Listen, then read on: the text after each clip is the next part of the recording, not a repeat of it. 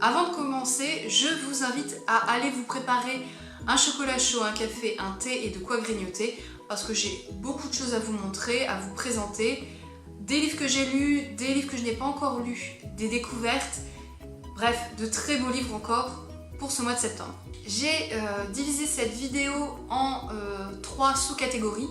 Tout d'abord la catégorie lifestyle, développement personnel, organisation, la partie roman et ensuite la partie beaux livres, romans illustrés, etc. On commence tout de suite par la partie lifestyle. Je vais vous présenter très rapidement ces livres parce que je pense que ce n'est pas ça que vous recherchez principalement quand vous me suivez. Mais comme c'est des acquisitions que j'ai fait pour ce mois, je tenais à vous les montrer. Tout d'abord, j'avais envie de m'initier à la technique du sketch note. C'est une technique de prise de notes. Vous, au lieu d'écrire des mots, vous faites des schémas, des dessins, des choses qui vous tiennent à cœur. Par exemple, au lieu de faire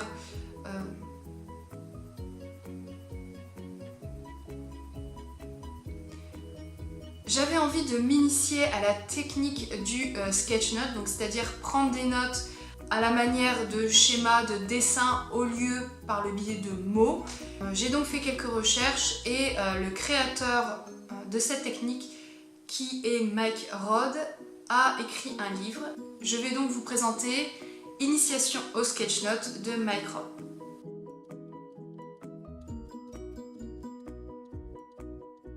L'originalité de ce livre est qu'il nous explique sa technique uniquement en sketch note.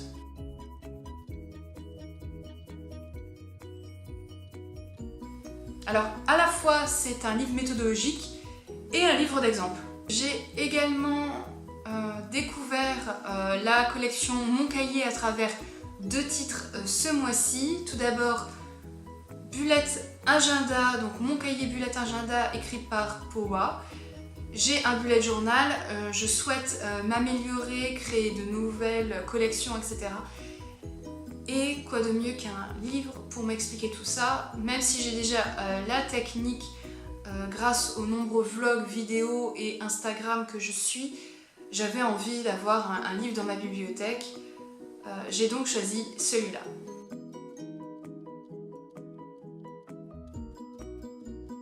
Et dans toujours la collection Mon Cahier des éditions Solar, j'ai pris Hug Happy Therapy. Donc c'est une philosophie de vie venant du Danemark qui a fait son petit buzz en mars-avril. On a entendu énormément parler. Voilà, les éditions Solar ont créé un petit livre à 7,90 €. Pareil pour le bullet agenda, il coûte uniquement 7,90 €. J'ai pas trop réfléchi. Pour en savoir plus, autant lire ces petits livres.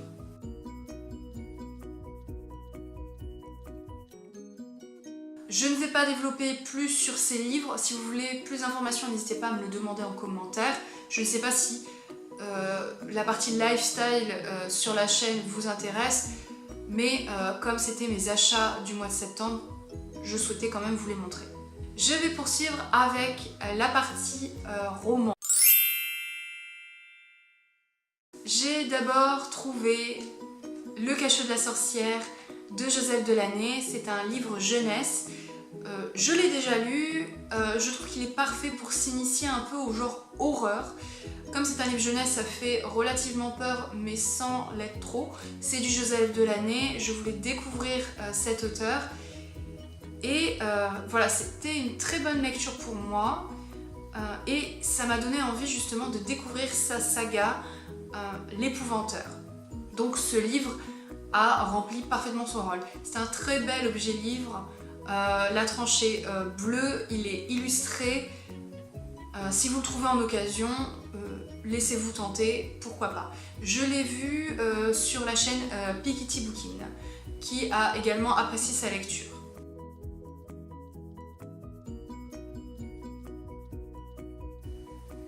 J'ai été un petit peu raisonnable ce mois-ci en prenant le 3e tome de la saga La 5e vague avec La dernière étoile chez les éditions France Loisirs.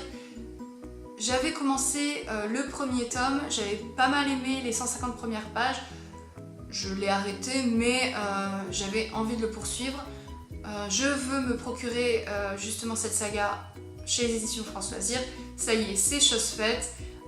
Ce tome est sorti en prix club, donc j'ai sauté sur l'occasion de le prendre. J'hésitais avec un autre livre, mais c'était le début d'une saga, donc c'est pour ça que je suis raisonnable, j'ai pris un 3e tome. Et je pourrais enfin me plonger littéralement dans cette saga SF Alien de Rick Yancey.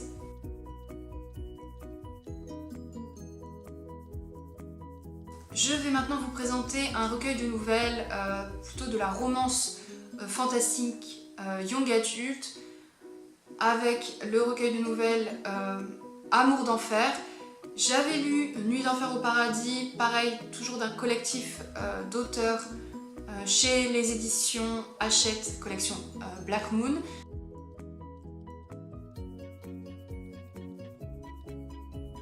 J'ai déjà lu ce livre. C'est une meilleure lecture que Nuit d'enfer au paradis. Moi j'ai plus aimé la mythologie mise en place des différents auteurs sur leurs différentes nouvelles, des créatures originales, des romances voilà, adolescentes, mignonnes. C'est pour ça j'en ai également profité pour me commander ce mois-ci Liaison d'enfer au paradis. C'est un livre que j'ai acheté chez Presse Ministère en occasion et il est en bon état, donc je suis très contente. Je ne l'ai pas encore lu, pareil, on est toujours sur de la romance fantastique young adulte. Et ici, on a une nouvelle de Cassandra Clare, donc pourquoi pas découvrir justement la plume de cette autrice avant de me plonger voilà, dans sa saga The Immortal Instrument.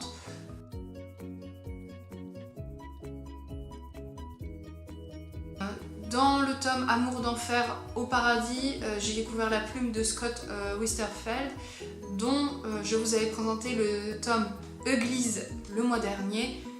Et justement, la nouvelle dans Amour d'enfer m'a donné envie justement de découvrir un peu plus sur cet auteur. Voilà, donc ces petits livres des éditions Black Moon, ma collection Black Moon édition Hachette, remplissent parfaitement leur rôle. Donc voilà, au moins j'aurai les 3 tomes, Nuit d'enfer, Amour d'enfer et Liaison d'enfer au paradis. Et en commandant chez la boutique de Liaison d'enfer au paradis, j'ai trouvé, et je suis trop contente parce que c'était dans la couverture que je voulais, Sortilège d'Alex Freed. Alors si vous me suivez, vous savez que j'ai lu ce roman en version e-book, que ça a été un coup de cœur, que voilà, j'adore les réécritures autour de La Belle et la Bête. Ici c'est le cas, c'est une réécriture contemporaine à notre époque d'un jeune homme qui se fait transformer par le biais d'une sorcière et qui va devoir découvrir ce qu'est l'amour.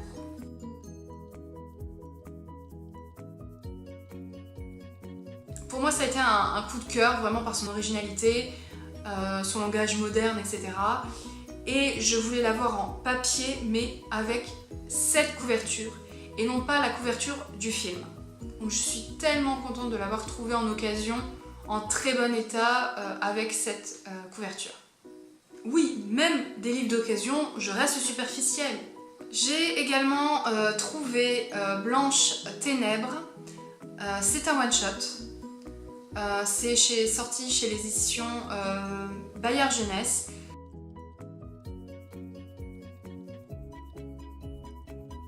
Je garde ce titre pour le Cold Winter Challenge puisque on va suivre une jeune fille qui part en Antarctique, qui va effectuer des recherches. On est normalement sur du fantastique. Je n'en sais pas plus, je ne peux pas vous en dire plus. J'ai envie de me plonger vraiment cet hiver dans cette lecture. C'est un one-shot donc voilà, je ne peux que être surprise. En parlant de découverte, de surprise, j'ai trouvé en neuf mais à prix cassé un livre des éditions Ada, donc une maison d'édition québécoise, le premier tome d'une saga sur des fées, voilà, la créature imaginaire. Ici c'est le premier tome d'une quadrilogie qui s'appelle Elle ou Wings, sorti également chez Hachette Black Moon.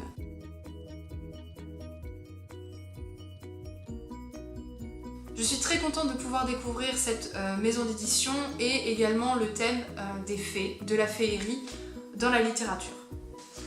Et je vais également découvrir une nouvelle maison d'édition et également un livre sur la féerie avec Sublime de Christina Lauren. Alors regardez-moi cette magnifique couverture. Je suis obligée de faire le jeu de mots sublime et sublime. Je suis obligée.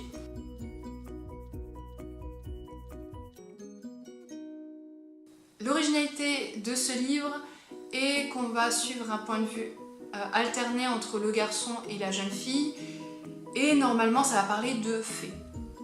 Voilà, c'est tout ce que je sais également. C'est un one shot, voilà, point important. Pour ça je ne me suis pas fait prier, je l'ai également pris pour découvrir. Et j'ai également trouvé en état neuf à prix cassé Maybe Someday de Colleen Hoover.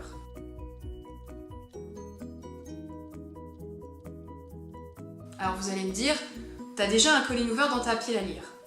Tu as Hopeless. Oui, je devais lire Hopeless cet été, je n'ai pas pris le temps, mais je souhaite donner la chance à Colleen Hoover. Et quand je donne une chance à un auteur, c'est à travers généralement 2 titres. Donc là, ça y est, j'ai Hopeless et Maybe Someday. Je n'ai plus d'excuses pour découvrir Colleen Hoover. Pour les personnes qui lisent et qui aiment Colleen Hoover, dites-moi en commentaire, s'il vous plaît, lequel je dois commencer. Est-ce que je dois commencer par Maybe Someday ou alors par Hopeless? Je ne vous fais pas un résumé, c'est une romance new adulte entre un jeune homme et une jeune fille, et on est dans l'univers de la musique. Ce que j'aime pas mal dans cette édition, c'est chez Hugo Roman, c'est que les chansons créées dans ce livre sont à la fin. Et il semblerait qu'il y ait une BO, donc pourquoi pas lire ce livre et écouter les chansons en même temps. Et enfin, je vais terminer par les titres graphiques. J'aurais dû vous le présenter en début de vidéo. C'est un livre que j'ai commandé parce que j'avais réussi mon challenge des 4 maisons. J'ai donc acheté Harry Potter et la pierre philosophale en version VO, édition Bloomsbury spéciale maison Serre d'Aigle. Je me suis procuré principalement parce qu'il y a des bonus sur la maison Serre d'Aigle. Alors, je tiens à préciser dans cette vidéo que je ne lis pas en anglais, que je n'aime pas ça, voilà, que je n'aime pas ça, et que ce sera peut-être le premier et le dernier livre en anglais que vous verrez sur la chaîne. Je compte peut-être un jour lire Harry Potter en anglais, mais voilà, j'ai principalement acheté ce livre pour la version bonus, parce que c'est une version limitée, qu'il y a des bonus sur la maison Serre d'Aigle, et tout simplement pour l'objet livre et pour un peu mon esprit collectionneuse.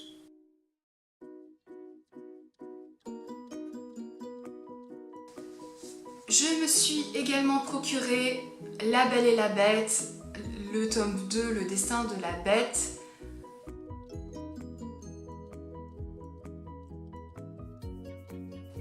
C'est le manga tiré du film adapté du dessin animé qui est sorti en mars et qui est sorti en DVD là en septembre 2017. Je n'ai pas vu le film, je n'ai pas vu l'adaptation avec Emma Watson. Ça ne m'intéresse pas vraiment à aller la voir parce que j'ai vraiment un coup de cœur pour le dessin animé. Toutefois, j'avais envie de découvrir l'histoire du film à travers le manga. Il faut savoir qu'il existe 2 tomes publiés chez Nobinobi, Le Destin de la Bête et Le Destin de la Belle. C'est la même histoire, mais sous le point de vue des 2 personnages principaux différents. Comme le dessin animé retrace principalement le point de vue de la Belle, je me suis dit que je préférais découvrir la version du film avec le point de vue de la Bête. il est déjà lu, c'est déjà un coup de cœur. Voilà, j'aime beaucoup les graphismes et je ne compte pas me procurer Le Destin de la Belle, puisque voilà j'ai les grandes lignes avec ce. Je vais maintenant vous présenter 2 livres que j'ai envie d'associer, 2 titres graphiques. Tout d'abord, voilà, j'aime beaucoup l'œuvre de Jane Austen, mais je ne connais rien de sa vie. C'est une autrice qui a marqué son temps et qui marque la littérature anglaise classique. Donc je voulais en savoir un peu plus.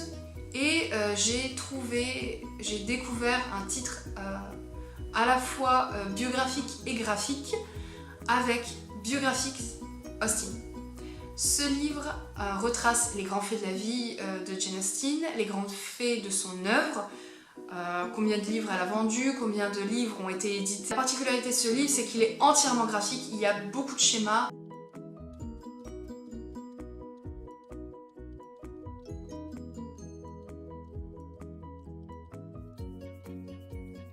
Voilà, ce n'est pas une biographie avec des lignes, ce n'est pas un roman biographique, c'est vraiment un manuel graphique sur la vie de Jane Austen. Donc j'ai très hâte de le lire et je vais associer cette lecture avec le manga Orgueil et Préjugés. Donc l'adaptation graphique manga de l'œuvre de Jane Austen.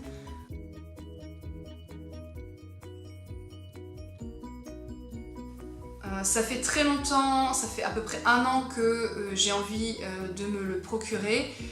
La particularité de ce manga, c'est qu'il se lit de gauche à droite, donc dans le sens européen. Je tiens à le préciser parce que pour les puristes mangaka, voilà, c'est un point à souligner, ça peut être un point qui peut vous rebuter. J'ai très hâte de le lire et donc je vais associer ces 2 lectures.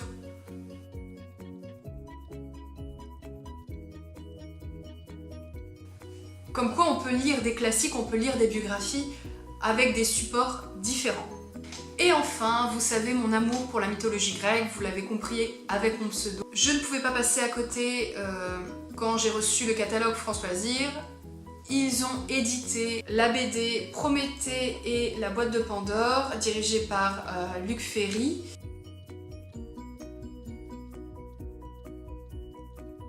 On retrouve les grandes lignes avec un dessin moderne sur le mythe de Prométhée et de la boîte de Pandore. Ce que j'ai beaucoup aimé, donc, c'est la double page sur la présentation des dieux grecs. Et également, il y a comme un fascicule, les dernières pages de cette BD est consacrée sur la représentation en fait en histoire de l'art et également ce qu'on doit retenir sur les mythes de Prométhée et de la boîte de Pandore avec des exemples de peintures ou de sculptures sur ces 2 mythes.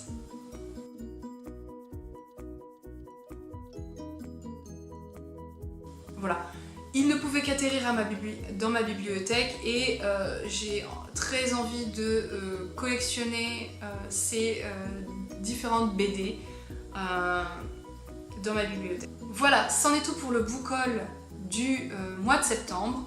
Voilà, je vous avais dit, il y a beaucoup de livres, mais des livres que j'ai déjà lus, des découvertes de maisons d'édition. Voilà, je suis très contente de découvrir de nouvelles maisons d'édition, des nouveaux formats de livres et de nouveaux thèmes fantastiques. J'espère que cette vidéo vous a plu. N'hésitez pas à me mettre en commentaire les livres qui vous ont tapé dans l'œil. Si vous en avez déjà lu quelques-uns, je vous quitte et je vous retrouve très bientôt pour une prochaine vidéo. Et sur ce, je vous souhaite de bonnes lectures.